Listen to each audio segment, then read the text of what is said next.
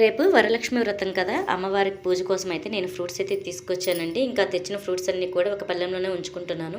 ఈ విధంగా అన్నీ ఒక దగ్గర ఉంచుకుంటే రేపు పూజ చేసేటప్పుడు ఎటువంటి హడావిడి లేకుండా ఈజీగా ఉంటుంది కదా, అందుకని చెప్పి తెచ్చిన పళ్ళన్నీ కూడా ఒక పళ్ళెంలో అయితే పెట్టుకుంటున్నాను. ఇక్కడ నేను 2 డజన్ల అరటిపళ్ళు అయితే తీసుకొచ్చాను. తర్వాత సీతాఫలం, దానిమ్మ, యాపిల్, ద్రాక్ష ఇంతవరకు అయితే నేను తీసుకొచ్చాను. ఇంకా మిగిలిన ఫ్రూట్స్ ఏమైనా ఉంటే ఈవినింగ్ మా హస్బెండ్ అయితే తీసుకొస్తారు.